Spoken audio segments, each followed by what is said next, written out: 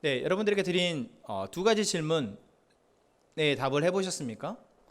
여러분 스스로 여러분의 답을 찾아보고 또 다른 사람의 이야기를 들어보시면서 여러분들은 무엇을 느끼셨습니까? 이것은 꼭 느끼셨으면 좋겠는데, 내가 그래도 배워왔고 성장해왔구나 라는 것입니다. 내가 배우지 않았고 성장하지 않았다면 어떻게 됐을까? 그럴 일이 없었기에 망정이지. 그랬다면 여러분, 우리의 삶은 지금보다 훨씬 좋지 못했을 것이라 생각됩니다. 우리는 모두 다 육체의 나이가 자라는 것처럼 우리는 성장하게 되어집니다. 머리도 성장하게 되어지고 마음도 성장하게 되어지고 또한 세상을 바라보는, 또 나 자신을 바라보는 시야도 다 성장하게 되어집니다. 그렇지 않다면 우리는 정말 힘들게 살아가게 될 겁니다. 그리고 세상이 이렇게 힘들게 사라지게 되는 이유, 세상이 이렇게 악하다고 느껴지는 이유는 배우지 못하고 성장하지 못한, 건강하게 배우지 못하고 건강하게 성장하지 못한 사람들이 여전히 많기 때문이다라는 것이죠. 나이는 많이 먹었는데, 공부는 많이 했고 학력은 높고 자리는 높은데 배우지 못하고 성장하지 못했다라는 것이죠. 우리는 그런 사람들의 행동과 말에 의한 결과들을 매일 뉴스로 보고 있습니다. 사실 그 멀리 있는 그 사람들뿐만 아니라 우리의 모습 또한 온전히 성장하지 못하고 성장하지 못했기에 나타나는 우리의 모습을 보고 있고, 사실 우리 주변에서도 볼 수 있죠. 그래서 여러분, 우리는 배워야 하는구나, 그리고 내가 계속해서 더 성장해야 하는구나. 여기서 성장이라 하면 무엇을 위한 성장입니까? 더 나은 사람, 더 좋은 사람, 저희가 많이 쓰는 더 행복한 사람이 되기 위한 배움과 성장입니다. 하나님이 우리를 부르신 것은 바로 그것을 위해서 부르셨다라는 것을 여러분 잊지 마시기 바랍니다. 하나님이 우리를 부르신 것은 교회라는 건물에서 예배드리라고 우리를 부르신 것이 아니고, 11조 하라고 우리를 부르신 것이 아니고, 교회에서 성경 공부하고 교회에서 봉사하고 하라고 우리를 부르신 것이 아니고, 우리가 하나님이 말씀하시는 것을 통해서 배우고 더 성장하여서 더 행복한 사람이 되도록 하기 위해서 부르셨다라는 것입니다. 우리 한 사람 한 사람이 그렇게 배우고 성장하여질 때 결국 그러한 사람들을 통해서 지금 우리가 안타깝게 바라보는 이 세상은 분명히 더 나은 모습이 될 것이라는 것이죠. 여러분, 그것이 바로 하나님의 계획입니다. 하나님의 계획이 이러한데 자꾸 믿는 사람들이 이 계획과 다르게 신앙생활을 하고, 교회가 이 계획과 다르게 교회의 목표를 세우고 나아가게 된다면 정말 안타까운 일이죠. 실제로 지금 그러한 믿는 사람들과 그러한 교회 때문에 또한 이 세상이 더 나아지지 못하고 있다라는 것을 우리는 잘 알고 있습니다. 그래서 저희는 지난 5월 첫째 주부터 진실한 공동체라는 주제를 가지고 말씀을 나눠옵니다. 우리 한 사람, 믿는 사람 한 사람 한 사람이 정말 하나님의 계획하심에 따라 우리가 우리의 삶을 건강하게 살아내어져서 정말 하나님이 주시는 그 은혜를 누리며 풍성한 삶을 살아가게 되는 것이 정말 중요하고 그렇게 되었으면 좋겠는데, 하나님이 그렇게 하시기 위해서, 그렇게 되도록 하기 위해서 우리를 공동체로 부르셨다라는 것이죠. 그래서 이 공동체는 하나님의 부르심을 받은, 하나님의 은혜를 입은 사람들의 모임입니다. 그리고 그 첫걸음은 무엇이었습니까?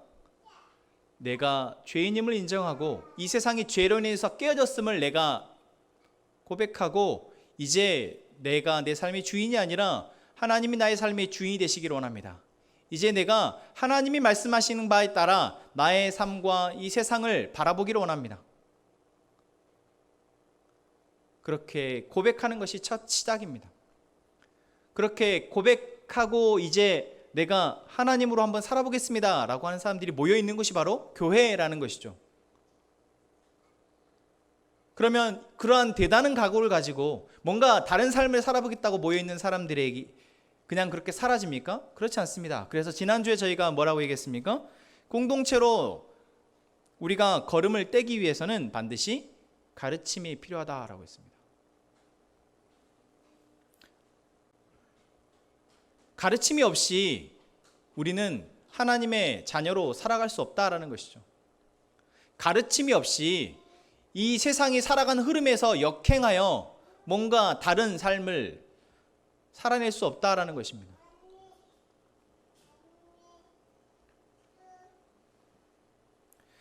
그래서 우리는 하나님의 말씀을 통해서 가르침을 받습니다. 그리고 그 가르침은 하나님의 말씀을 먼저 아는 사람들을 통해서 우리가 또한 배우게 됩니다. 그래서 제가 지난주에 여러분들에게 물었습니다. 여러분들은 가르침을 받고 있습니까? 그것은 내가 이제 막 교회를 나오기 시작했으니까 새신자 성경 공부 그런 가르침의 이야기가 아닙니다. 여러분 이 가르침에 끝이 있습니까? 끝이 있을까요? 없습니다. 무엇을 통해 알 수 있습니까?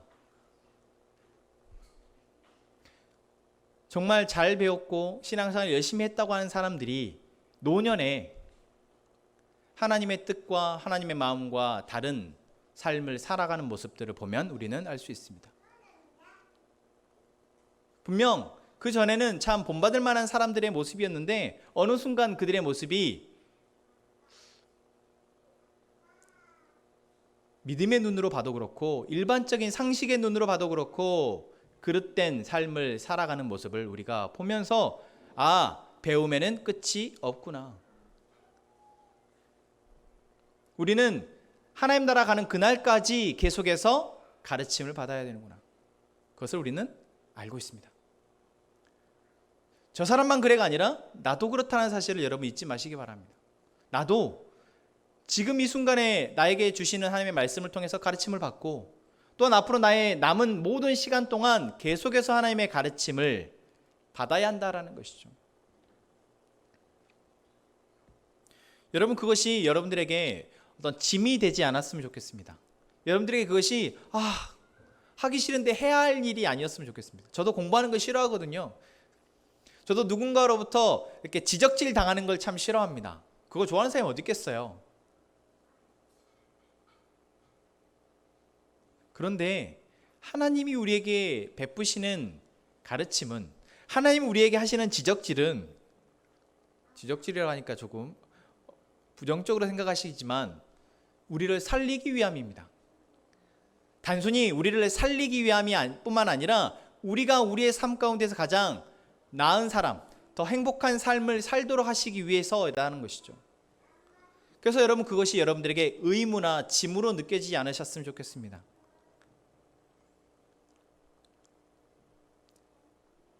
여러분들에게 그것이 기쁨이고 즐거움이 되셨으면 좋겠습니다.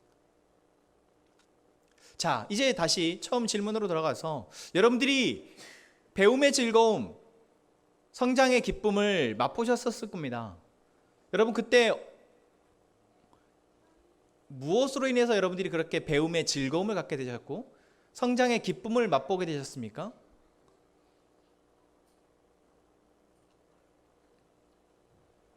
제가 최근에 배움의 즐거움을 느꼈던 것은 작년까지 이렇게 열심히 했던 복싱이었습니다.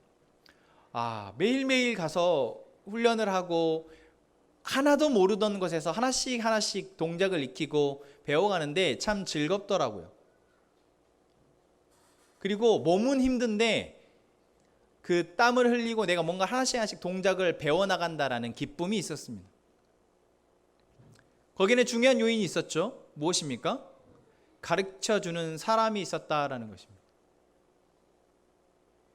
그리고 그 가르쳐주는 사람은 자기가 무엇을 가르쳐야 할지 분명하게 알고 있었다라는 것이죠. 그리고 자기가 가르치는 그 가르침을 통해서 내가 어떻게 되어질지를 알고 가르쳤다라는 것입니다. 그렇게 저는 안심하고 돈을 줘가면서 배웠습니다. 그리고 실제로 1년 정도 그렇게 배우고 나니 정말 그분이 의도하는 대로 제가 되어지더라는 것이죠. 그렇게 되어지고 난 이후에는 제가 그분이 말씀하시지 않아도, 그분이 가르쳐주지 않아도 어느 정도의 수준의 운동은 할 수 있게 되어집니다. 여러분, 그게 바로 배움의 기쁨이고 즐거움입니다. 그리고 내가 성장했기 때문에 누릴 수 있는 즐거움입니다. 기쁨이죠. 여러분들은 그런 경험이 있으시죠?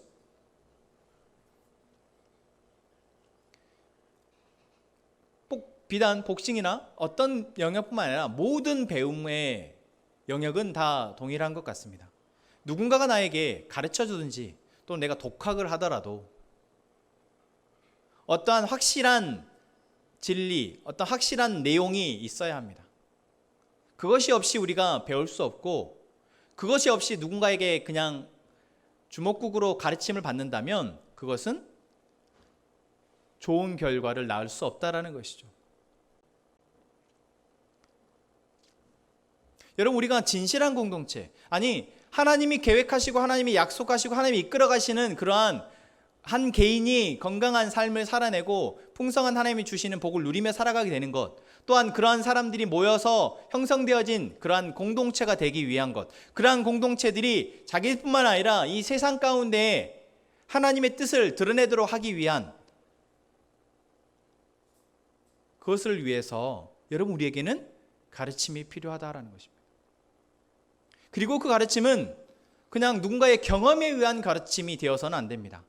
우리가 보통 교회 안에 믿음이 좋다고 하시는 분들, 또 신앙이 좋다고 하시는 분들이 이렇게 하면 돼, 저렇게 하면 돼 라고 하는 이야기들을 들으면서 어쩌면 배워왔을 수 있습니다.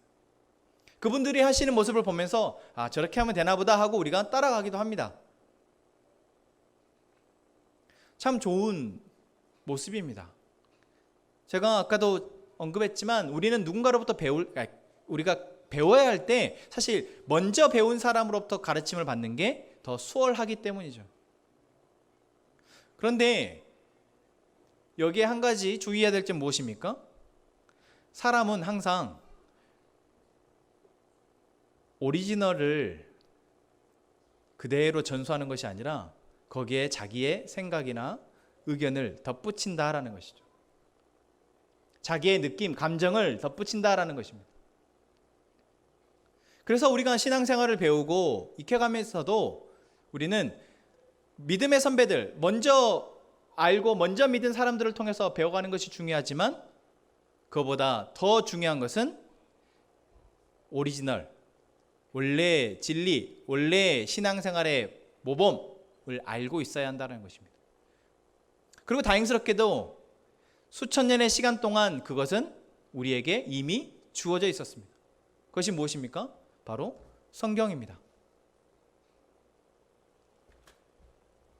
그리고 그 성경은 한마디로 예수 그리스도를 말하고 있습니다. 물론 수준이 되는 사람들이 압축해서 딱 한마디로 이렇게 표현할 수 있죠. 성경이 예수 그리스도입니다 라고 말했을 때 맞아 하면서 그 모든 예수 그리스도를 통해서 말씀되어지고 있는 하나님의 그 말씀들을 다 풀어낼 수 있고 이해할 수 있는 수준이 된다면 참 좋겠지만, 여러분, 우리는 아직 그 정도까지는 아닙니다. 저도 마찬가지고요. 그래서 우리는 예수 그리스도면 충분하지 라고 말을 했을 때 사실 정말 충분할 수 있는 사람이 많지 않습니다. 그래서 우리는 이 두꺼운, 그리고 간혹 어려운 단어들과 어려운 말들로 쓰여져 있는 이 성경책을 그래도 우리의 가장 배움의 기본으로 삼고 계속 읽고 탐구하고 묵상해야 한다는 것이죠. 진실한 공동체로 나아가는 것, 제일 첫걸음이 바로 하나님의 말씀을 배우고 익히는 것입니다. 이것을 공부하라는 것이 아닙니다. 제가 어제인가요? 네, 어제도 우리 함께 풍성한 삶의 첫걸음 이제 1:1 양육을 하면서도 이제 말씀 묵상을 어려워하는 청년과 이야기를 나누면서 그랬습니다. 아니, 어렵죠. 하나님에 대해서 안 하던 모르던 그 말들, 쓰여진 말들이 이런 것들을 다 모르던 사람이 말씀을 읽으려면 어렵죠. 어려운 것이 너무나 당연합니다. 그런데 우리가 이 어려운 것을 가지고 내가 하나씩 수준 있는 사람이 해석해 놓은 것들을 보고 공부해서 내가 알게 될 수도 있지만, 어려울 때는 뭐 어떻게 해야 됩니까? 수준에 맞춰서 하나씩 배워가야 합니다. 그래서 우리가 성경을 볼 때 제일 먼저 가르침을 받아야 되는 것은 무엇입니까? 우리가 1월 달부터 이야기를 했죠. 바로 하나님을 발견하는 것입니다. 진실한 공동체의 첫걸음은 무엇입니까?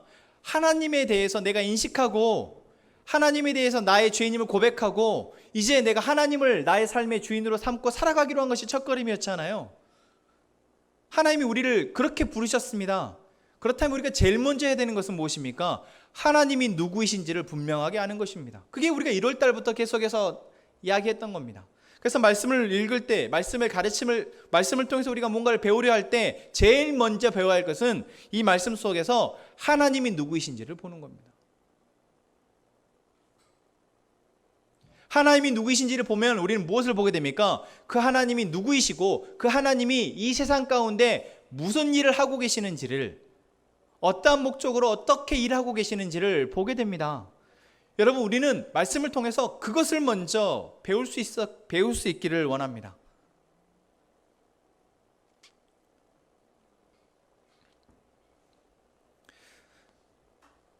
저희가 지난주에 나눴던 사도행전의 초대교회의 모습을 생각해 보십시오. 사도행전 2장에서 이제 사도들이 성령의 충만함을 받아서 복음을 전하였고, 그 복음을 들은 사람들이 우리가 어찌하면 됩니까? 라고 했을 때 회개하고 예수 그리스도의 이름으로 세례를 받고 복음을 믿으라. 그들이 회개하고 세례를 받았습니다. 이제 내가 예수님을 믿고 살아가겠습니다 라고 고백한 사람들이 3,000명이 모였습니다.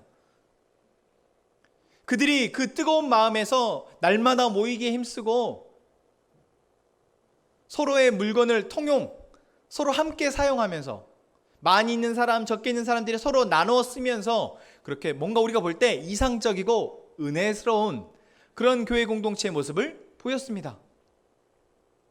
그것이 누군가에 의해서 이제 우리가 예수 믿으니까 당신들은 서로 자기의 재산을 나눠야 됩니다. 우리가 날마다 기도해야 됩니다. 날마다 기도하지 않으면 예수 믿는 사람이 아닙니다. 그리고 오실 때는 음식을 다 가져야 됩니다. 음식을 가져오지 않는 사람은 예수 믿는 사람이 아닙니다. 그렇게 해서 그들이 그렇게 한 것임이 아니라는 것이죠. 우리는 보통 누군가가 규칙을 만들고 그 규칙을 통해서 모든 것이 되어진다라고 생각합니다. 아니요. 모든 규칙은 하나님에게서 나옵니다. 그리고 하나님은 그 규칙을 말씀하시지만 우리가 그것들을 율법이잖아요. 율법을 통해서 우리가 하나님의 은혜를 누릴 수 있다고 말씀하시지만 그것에 가능하도록 하는 것은 우리 안에 마음을 움직여서 우리가 하나님의 그 말씀하신 것에 반응하여 믿음으로 행동으로 옮기는 것, 그것을 통해서 되어진다라는 것이죠. 그래서 제일 중요한 것이 무엇입니까? 하나님이 누구이신지를 아는 겁니다. 하나님 누구신지를 모르고 어떤 행동의 내용들만, 매일 모여서 예배를 드려야 된다, 자기의 것을 가지고 나와서 나눠야 된다, 그것이 믿는 사람이다, 그것이 공동체다, 그것이 교회다 라고 말을 하게 되면 우리는 어느새 하나님은 잊어버리고 사람이 만들어 놓은 제도와 시스템만 보게 되고 그 안에서 계속해서 그것이 신앙생활이다, 그것이 믿는 것이다 라고 하면서 살아가게 될 수밖에 없다라는 것이죠. 사실 많은 교회가 이러한 함정에 빠지고 말았습니다. 대표적인 역사적으로 그러한 모습이 바로 중세 가톨릭의 모습이었습니다. 하나님은 잊어버리고 자기들 안에서 계속해서 제도를 만들어내고 시스템을 만들어내는데 그것이 결국 다 자기들의 편함과 자기들의 이익을 위해서 그랬다라는 것이죠. 여러분, 그래서 우리는 하나님의 가르침을 통해서 배우며 가야 할 때 그것은 어떤 행위적인 부분들을 배우는 것이 아니라 하나님이 누구이신지를 배워야 한다는 것입니다. 오늘 우리가 읽은 에베소서 말씀도 그것을 이야기하고 있습니다. 에베소서 말씀의 17절부터 24절까지를 보면은 상반부와 하반부로 나뉩니다. 크게 전과 후로 나뉘고 그 기준이 되는 부분이 있습니다. 17절은 뭐라고 얘기하고 있습니까? 내가 이것을 말하며 주 안에서 증언하노니 이제부터 너희는 이방인이 그 마음에 허망한 것으로 행함같이 행하지 말라. 저는 뭐라고 얘기하고 있습니까? 이방인이라고 얘기합니다. 다시 말하면 이방인이라는 것은 하나님을 알지 못하는 사람을 말합니다. 하나님을 알지 못하기에 하나님이 아닌 다른 자기만의 가치관과 자기만의 방식으로 삶을 살아가는 것을 말하죠. 그런데 그것을 성경은 뭐라고 표현하고 있습니까? 마음에 허망한 것으로 행한다. 그러니까 하나님을 알지 못했을 때 우리의 행함은 마음에 허망한 것, 헛된 것을 쫓아서 행하는 것이다 라고 얘기합니다. 또한 18절에서는 그들의 모습을 이렇게 표현하고 있습니다. 그들의 총명이 어두워지고 그들 가운데 있는 무지함과 그들의 마음이 굳어짐으로 말미암아 하나님의 생명에서 떠나 있다. 이것을 새 번역에서는 이렇게 표현하고 있어요. 그들은 자기들 속에 있는 무지와 자기들의 마음의 완고함 때문에 지각이 어두워지고 하나님의 생명에서 떠나 있습니다. 그러니까 이방인들, 하나님을 모르는 사람들, 그래서 자기들의 방식과 자기들의 가치가 옳다고 생각하며 살아가는 사람들은 그것이 무지함 때문이다라는 것이죠. 여러분, 아무리 좋은 물건을 우리가 얻게 되었다 할지라도 그것의 사용법을 제대로 모르고 사용하게 되면 그것은 무용지물입니다. 100만 원짜리 최신형 스마트폰을 저희 외할머니에게 사드리면 저희 외할머니는 그 스마트폰으로 저에게 전화만 하십니다. 뭐 그런 일들이 비일비재하죠.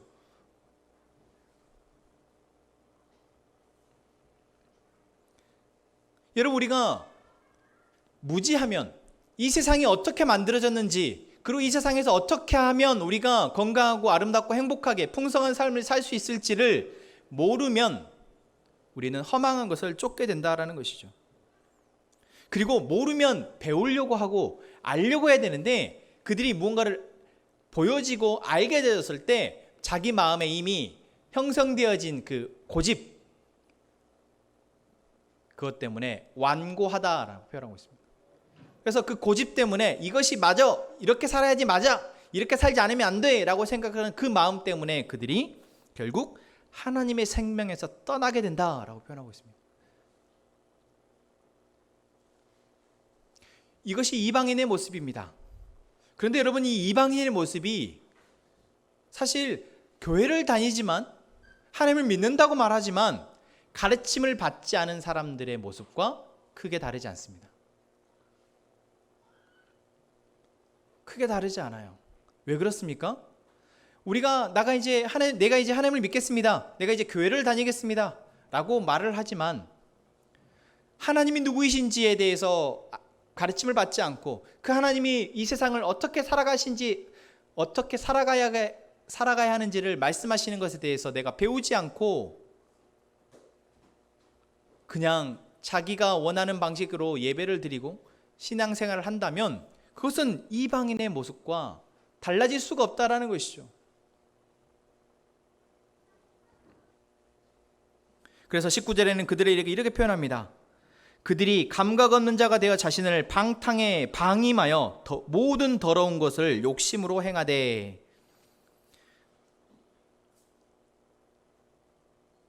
여러분, 이방인의 모습이 우리의 모습이 되지 않기를 원합니다. 여러분, 우리는 하나님을 믿는 사람입니다. 이제 우리는 이러한 모습에서 벗어나야 되는 사람입니다. 이러한 모습이 아니어야 하는 것이죠. 그러려면 어떻게 해야 됩니까? 20절 말씀에 이렇게 표현하고 있습니다. 오직 너희는 그리스도를 그같이 배우지 아니하였느니라. 그리스도를 배운 사람에게는 이러한 모습이 이제 없어진다라는 것입니다. 너희들이 그리스도를 그렇게 배웠지 않았느냐? 그런데 이방인의 모습이 너희에게 있겠느냐라는 것이죠. 근데 반대로 말하면 그리스도를 이같이 배우지 않는다면 우리는 이 이방인의 모습이 우리에게 여전히 있을 수밖에 없다라는 것입니다. 21절에 여러분이 진리가 예수 안에 있는 것 같이 너희가 참으로 그에게서 듣고 또한 그 안에서 가르침을 받았을진데 라고 표현하고 있습니다. 이것을 새 번역은 이렇게 표현합니다. 여러분이 예수 안에 있는 진리대로 그분에 관해서 듣고 또 그분 안에서 가르침을 받았으면, 우리가 이제 신앙생활을 시작하고 하나님을 믿는다라고 말했을 때 우리가 해야 될 것은 예수님 안에 있는 진리대로 그분에 관해서 듣고 그분 안에서 가르침을 받아야 한다라는 것입니다. 이것은 교회를 오래 다닌 사람, 믿음이 있어 보이는 사람의 가르침, 그 사람들의 경험을 따르는 것이 아닙니다.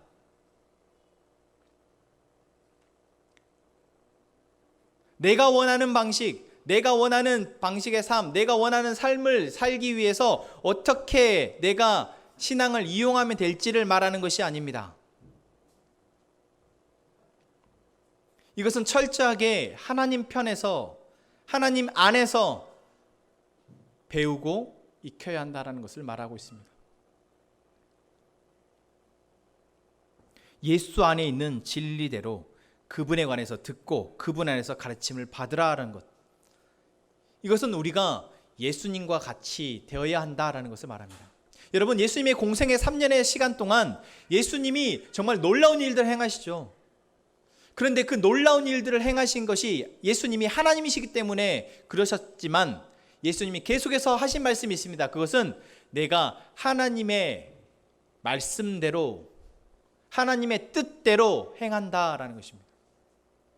예수님이셨지만 예수님 또한 하나님이 말씀하시는 대로, 하나님의 계획에 맞게 그분이 이끌어 가시는 대로 자기의 모든 시간과 자기의 삶을 들이셨다라는 것입니다.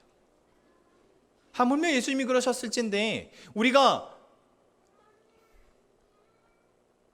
조금 내가 편하려고, 조금 내가 그래도 믿기로 하긴 했지만 그래도 내가 조금 내 방식대로 신앙생활을 하려 하면, 여러분, 그것은 사실 믿는 것이 아닙니다.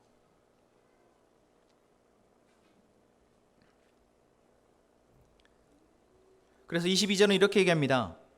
너희는 유혹의 욕심을 따라 썩어져가는 구습을 따르는 옛사람을 벗어버리고. 옛사람의 모습을 벗어버리라고 말합니다. 내가 하나님을 알기 전, 이제 예수님을 내 삶의 주인으로 모시기 전 내가 살아왔던 방식, 내가 사고했던 생각들, 그러한 것들에 대해서 내가 버리라는 것을 말하고 있습니다. 그럼 내가 어떻게 살아갑니까? 그렇기 때문에 내가 이제 배워야 한다라고 생각하겠죠. 내가 이전처럼 살면 안 되는데 그럼 어떻게 살아야 되지? 하나님이 나에게 어떻게 살라고 말씀하신지를 내가 봐야겠구나. 그런데 버리지 않으면 우리는 배우려 하지 않습니다. 나의 생각이 있고 내 방식이 있으면 배우려 하지 않습니다. 가르쳐 주려고 해도 교회에서 아무리 하나님이 이렇습니다, 하나님이 이렇게 말씀하셨습니다, 하나님이 이렇게 하실 것입니다 라고 말을 해도 자기의 생각이 있으면 그것에 대해서 믿음으로 받아들이지 않습니다. 그것은 믿는 것이 아니죠. 그래서 우리가 진실한 공동체로 나아가기 위해서 우리 개개인이 해야 할 것은 바로 예수 그리스도가 그러셨던 것처럼 하나님이 말씀하시는 대로 나의 모든 삶을 바꿔내는 것입니다. 예수님이 그러셨던 것처럼 하나님이 말씀하시는 대로 내 삶을 배우고 살아가려 하는 것입니다. 이전의 모습이 아니라. 그래서 23절에서는 이렇게 표현하고 있습니다. 오직 너희의 심령이 새롭게 되어 하나님을 따라 의와 진리의 거룩함으로 지으심을 받은 새 사람을 입으라. 우리의 마음의 영이 새롭게 되어진다는 것은 무엇입니까? 우리 안에 예수 그리스도를 내 삶의 주인으로 모셨을 때 찾아오시는 성령님을 이야기하는 것입니다. 다시 말하면 이제 우리가 성령님을 통해서 나의 삶을 살아가려 한다는 것이죠. 여러분 참 놀랍지 않습니까?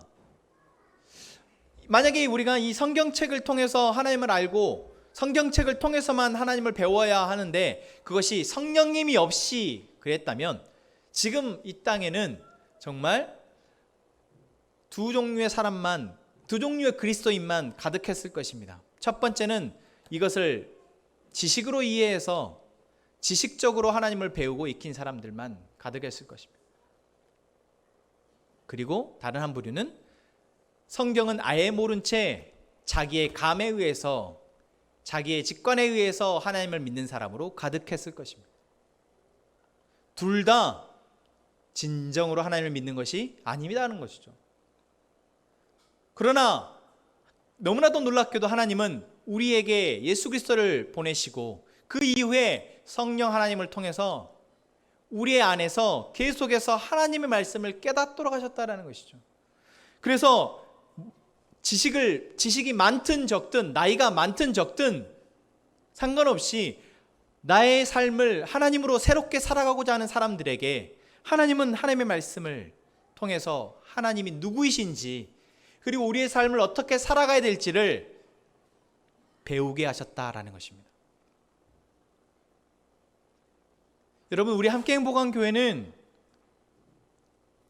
이러한 하나님의 계획에 순응하여 계속해서 하나님의 가르침을 배워서 성장하는 사람들로 모여지는 그런 공동체 되기를 원합니다. 이게 억지로 되는 건 아닌 것 같아요. 일단 저는 억지로 시키는 걸 싫어합니다.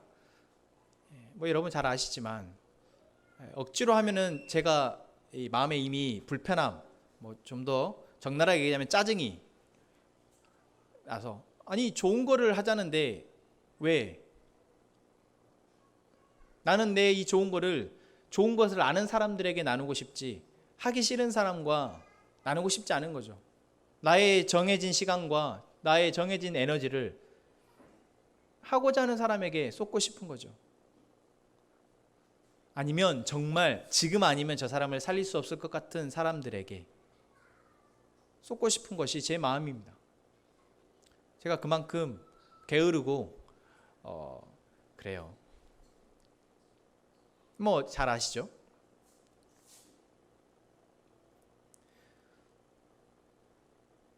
억지로 가르칠 수 없다라는 것이죠.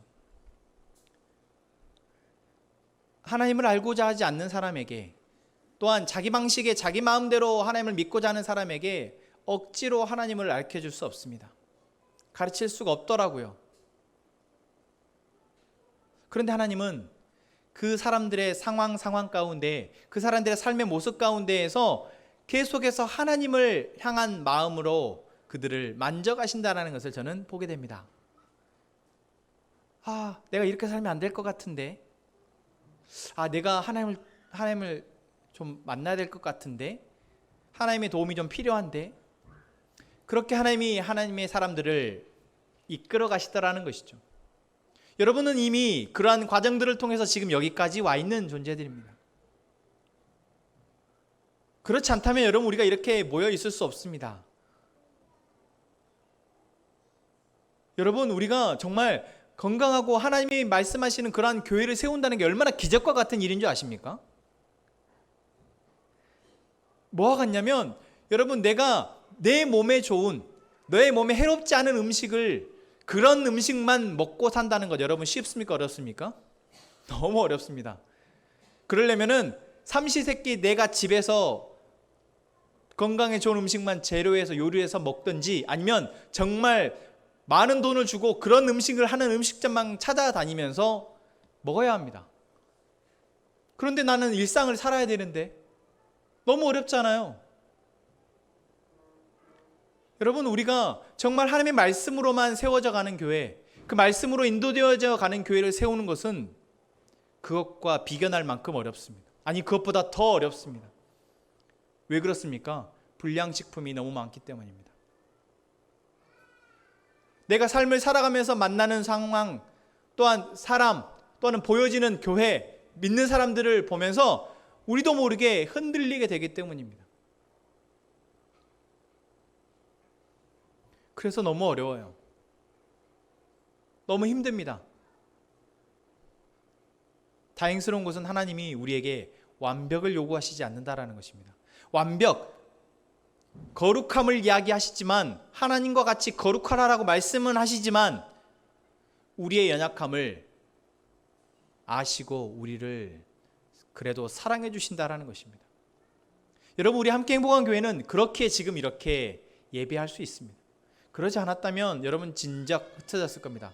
제 마음이 무너져서 흩어졌든지, 여러분들의 마음이 무너져서 흩어졌든지 진작 흩어졌을 겁니다. 그런데 이 자리에 우리가 이렇게 모여서 지금 이렇게 하나님의 말씀을 통해서 우리가 배우고 성장하자라는 이야기를 나누고 수 있다는 것은 너무나 큰 은혜라는 거죠. 교회의 다른 부분에 우리가 에너지를 쏟고 마음을 쏟는 것이 아니라 우리 각자가 하나님의 가르침을 통해서 우리가 성장하고 우리가 그 기쁨을 누리며 그 기쁨을 함께 나누어 그러한 교회를 꿈꾸고 있는 것은 너무나 큰 은혜다라는 것입니다. 제가 교회를 개척하고 계속해서 만나는 사람들마다 항상 물어보는 게 그렇습니다. 얼마나 부흥했습니까? 저는 그 대답을 할 때마다 부흥하지 않았습니다 라고 이야기를 합니다. 그 말을 하면서 제가 창피하거나 그러지 않습니다. 왜냐하면 저는 우리 교회가 이렇게 하나님이 이끌어 가시면서 우리 개개인이 하나님의 말씀을 통해서 하나님의 배움의 기쁨, 성장의 기쁨을 알아가고 천천히지만 그렇게 하나님의 진실한 공동체가 되어가는 것을 알고 있기 때문입니다. 여러분들도 혹시 주변에서 누가 야, 너네 교회 많이 부흥했냐? 라고 물으시면 부흥 하나도 안 했어. 자신 있게 말씀해 주십시오. 그것이 창피한 일이 아닙니다. 여러분, 세속적인 부흥의 일반적인 우리가 부흥의 의미는 숫자가 많이 늘어났냐의 의미인데, 숫자가 많이 늘어나는 것은 오히려 불행입니다. 교회에. 사도행전 2장에서 3장에서 놀라운 부흥의 역사가 일어났죠. 그런데 5장에서 바로 초대교회는 분열을 경험하게 됩니다. 그 첫 분열이 무엇입니까? 바로 아나니아와 삽비라 부부에 의해서였습니다. 하나님의 가르침을 온전히 그들이 마음에 새기지 못해서 하나님의 마음이, 교회의 모습이 어때야 되는지를 그들이 제대로 알지 못했을 때 그들은 바나바가 자기의 재산을 팔아서 교회에 헌납하는 것을 보고, 야, 사람들이 칭찬하는 것을 보고, 아, 나도 저렇게 해야겠다. 자기 마음에 그 마음을 가지고 밭을 팔았는데, 팔고 나서 그 돈에 욕심이 생겨 결국 일부분만 헌금을 하게 됩니다. 여기서 하나님이 너 일부분만 헌금했으니까 너 안 되겠다라고 해서 아나니아와 삽비라 부부를 죽이신 것이 아닙니다.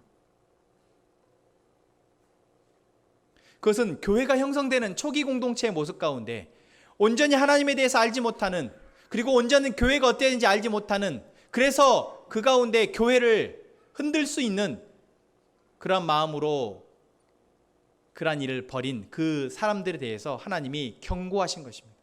그것은 그 아나니아와 삽비라 부부를 통해서 교회 전체에 경고하신 것이었습니다. 여러분, 지금 이 시대에는 하나님의 경고가 수없이 많은 교회에서 드러나고 보여지고 있습니다. 아니, 우리 교회도 저를 통해서 제가 많이 느끼게 됩니다.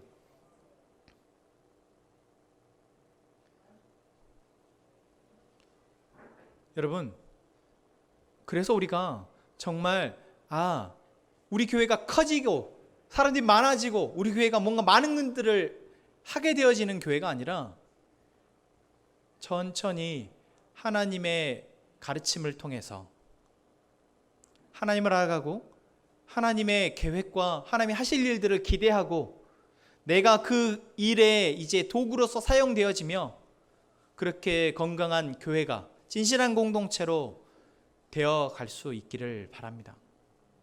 그렇게 하실 것이라 믿습니다. 여러분,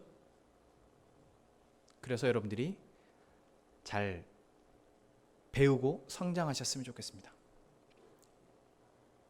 여러분들이 배움과 성장의 기회에 대해서 나의 일이 아니고 지금이 때가 아니라 생각되신다면 여러분은 정말 중요한 것을 우선순위에서 밀어놓은 것이 됩니다. 이 세상에 하나님을 아는 것보다 더 중요한 것은 없습니다. 하나님의 계획과 하나님의 뜻을 알게 되는 것보다 더 중요한 것은 없습니다. 왜 그렇습니까? 그것이 되어야 나의 모든 삶이 그 힘을 통해서 살아낼 수 있기 때문입니다. 우리 함께 행복한 가족 모두는 이 자리에 모서 함께 예배드리는 우리 모두는 정말 중요한 것이 무엇인지를 알고 그것을 통해서 우리의 삶을 바꿔내어 이것이 진짜이구나 라고 고백할 수 있는 우리 모두가 되기를 소망합니다.